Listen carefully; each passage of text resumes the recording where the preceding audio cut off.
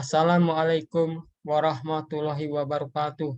Selamat pagi anak-anakku semuanya.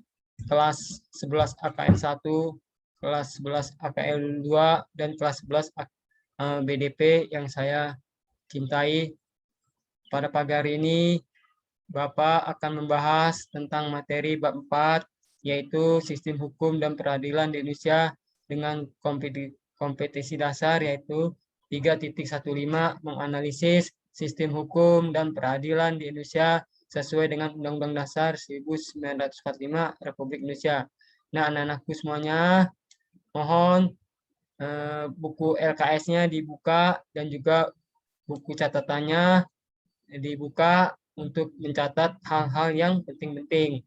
Dan anak-anakku semuanya, sebelum pelajaran ini dimulai, mari kita berdoa menurut keyakinan dan agamanya kita masing-masing. Kita mulai berdoa membaca Bismillahirrahmanirrahim.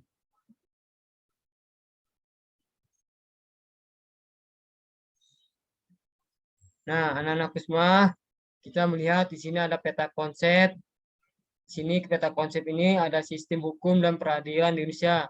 Nah, ada ketiga ini dari atas sistem hukum di Indonesia, ya. Terus sistem peradilan di Indonesia dan sikap sesuai hukum. Yang Bapak bahas di sini semua sistem hukum di Indonesia aja, ya. Nah, mungkin nanti minggu depan kita melanjutkan ke sistem peradilan Indonesia dan lalu kita ke sikap sesuai hukum. Oke, anakku. Nah, kita lihat sini. Satu, hakikat hukum. Hakikat hukum merupakan unsur penting untuk mengatur kepentingan manusia dalam kehidupan bermasyarakat, berbangsa, dan bernegara. A. Pengertian sistem hukum.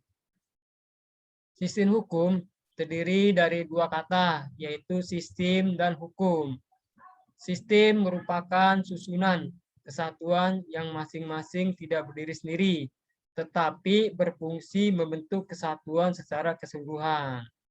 Lalu, sedangkan hukum merupakan salah satu dari norma dalam masyarakat. Nah, ini jadi pengertian dibedakan, ya. Jadi sistem dan hukum. Nah, di sini ada beberapa pengertian, ya, secara kalau disimpulkan kita lihat. Nah, adapun sistem hukum adalah suatu perangkat aturan yang tersusun secara teratur yang berasal dari berbagai pandangan, asas, dan teori para pakar yang memiliki perhatian terhadap jalannya kehidupan masyarakat. Nah, ini menurut para pakar. Nah, lalu menurut Fuller terdapat ada delapan persyaratan sistem hukum. Nah, ini Bapak buatkan cuma 3, ya, dirangkum aja ini Bapak. 1, suatu sistem hukum harus mengandung peraturan-peraturan, tidak boleh sekedar keputusan. 2, peraturan-peraturan yang telah dibuat itu harus diumumkan. Ketiga, peraturan-peraturan harus disusun dalam rumusan yang bisa dimengerti. Nah, di sini andai kata pemerintah memberikan tentang peraturan, umpamanya peraturan tentang cukai rokok, ya, terus dilarang mengedarkan miras segala macam, ya, itu tentang keputusan-keputusan dan peraturan-peraturan, dan tidak boleh sekedar keputusannya aja, harus ada peraturannya. Dan di sini peraturannya di sini harus jelas diumumkan kepada masyarakat, ya, supaya masyarakat lebih tahu. Nah, peraturan itu harus disusun, ya, disusun dengan rapi dan dalam rumusan, ya, supaya bisa masyarakat dimengerti. Adapun sistem hukum adalah suatu perangkat aturan yang tersusun secara teratur yang berasal dari berbagai pandangan, asas, dan teori para pakar yang memiliki perhatian terhadap jalannya kehidupan masyarakat. Nah, ini jadi supaya masyarakat itu lebih jelas di sini bagaimana perangkat aturan hukum ini yang secara tersusun dan teratur. Nah, B, sifat-sifat hukum. Nah, di sini 1, sifatnya mengatur. Nah, ini mengatur ini biasanya mengatur harus hukum itu memberikan suatu gambaran ya sekaligus pandangan mengenai perilaku yang boleh dilakukan dan dilarang menurut hukum. Mana yang dilarang, mana tidak ya itu menurut yang sifatnya mengatur. Sedangkan memaksa di sini setiap produk hukum yang dihasilkan mengandung sanksi tegas bagi para pelanggarnya sehingga hukum harus ditaati. Nah, adanya sanksi tersebut supaya masyarakat jerah ya, supaya masyarakat jerah ya di sini dan bertujuannya untuk menegakkan ya aturan hukum ya dalam kehidupan masyarakat. Hukumnya yang bersifat memikat ya 3 mengikat di sini maksudnya hukum itu berlaku ya hukum itu berlaku bagi semua orang tanpa kecuali ya tanpa kecuali ya di sini ya. Oke, kita lanjut. Unsur-unsur hukum sebagai berikut ya. 1. Aturan tentang tingkah laku manusia dalam terdiri dari perintah dan larangan. 2. Dibuat oleh dan lembaga yang berwenang, sanksi bersifat tegas dan nyata bagi para pelanggarnya. Nah, di sini biasanya tingkah laku manusia ya ini tingkah laku manusia yang kita lihat sehari-hari umpamanya ada yang dari perintah dan larangan ya. Perintah dan larangan. Ini contohnya gambar ini akibat pelanggaran hukum ya. Ini. Nah, ini dibuat oleh lembaga. Nah, ini lembaga ini siapa? Umpamanya tentang Mahkamah Agung, tentang Badan Konstitusi itu lembaga ya yang membuat undang-undang. Dan juga pemerintah juga bisa ini membuat ini lembaga ini bisa juga Komisi Yudisial atau Mahkamah Agung, pengadilan ya ini lembaga-lembaga proses hukum. Tujuan hukum di sini. Nah, ini menciptakan suasana damai dan tertib dalam lingkungan masyarakat. 2. Melindungi kepentingan masyarakat dari pihak yang tidak bertanggung jawab. 3. Memberikan kepastian hukum warga negaranya. 4. Mencegah perilaku sewenang-wenang warga masyarakat terhadap orang lain.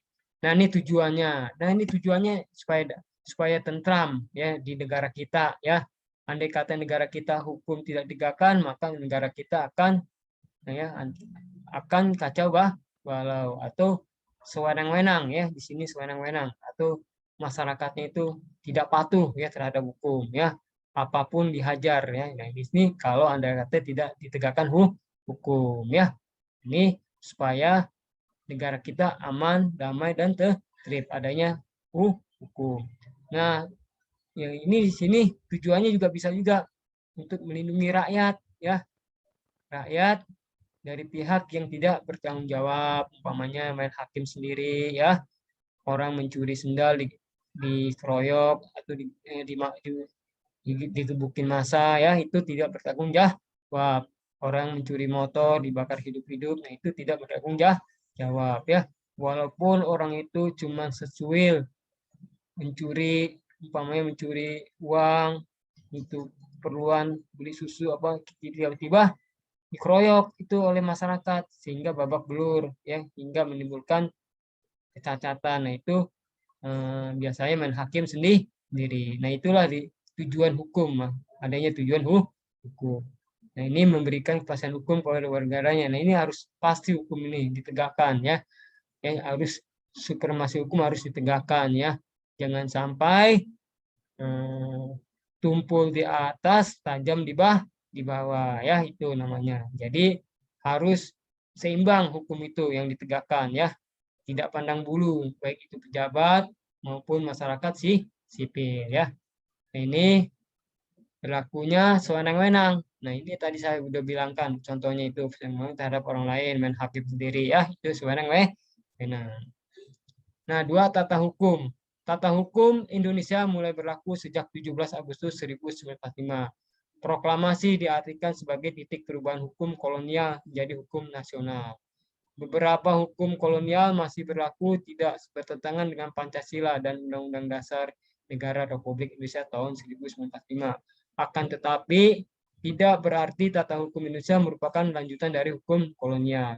Nah, dulu kan kita jajahan Belanda, masih dipakai hukum sisa-sisa Belanda sampai sekarang. Masih ya, yang umpamanya contohnya itu hukum sisa Belanda itu masih adanya pajak-pajak ya, pengambilan pajak, terus masih ada hukuman tembak, itu sisa-sisa zaman kolonial Belanda ya, bukan hukuman gantung ya. Hukuman tembak masih ada, sedikit perubahan yang kita lihat tentang yang dipakai masa kolonial itu hukum-hukum feodal ya, feodal itu kolonial, namanya tuan tanah segala macam itu masih ada ya. Nah ini di sini contohnya di sini dengan adanya proklamasi ya, ini selembar kertas yang dibacakan oleh Soekarno Hatta, oleh Bung Karno, proklamasi di Jalan Pegangsaan Timur nomor 17. Nah ini di sini mengatakan bahwa kami bangsa Indonesia dengan ini menyatakan kemerdekaan Indonesia, hal-hal yang mengenai pemindahan kekuasaan dan lain-lain diselenggarakan dengan cara sesama dan selama tempo yang singkat. Nah ini hukum, termasuk hukum menghapus dari kolonial Belanda ya, menghapus dari jajahan Belanda dan Jepang ya. Ini awal pertama hukum yang ada di Indonesia mulai berlaku ya, mulai berlakunya. Nah, saya rasa itu cukup sekian dari Bapak ya. Mungkin minggu depan kita melanjutkan dengan yang tadi Bapak katakan ya. Melanjutkan itu dari di sini B-nya sistem peradilan di Indonesia dan C-nya sistem sikap sesuai hukum ya. Saya rasa itu cukup sekian dari saya.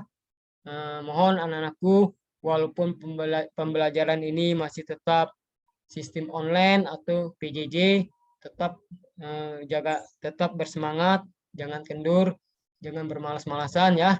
Dan anak-anakku, Bapak mohon di sini ada tugas yang kamu kerjakan. Tugas itu ada di GCR, pilihan ganda ya, jangan sampai tidak dikerjakan. Oke, sekian dari Bapak. Mari kita mengakhiri dari materi ini, kita membaca Alhamdulillahirabbil alamin wabillahi taufik wal hidayah. Wassalamualaikum warahmatullahi wabarakatuh.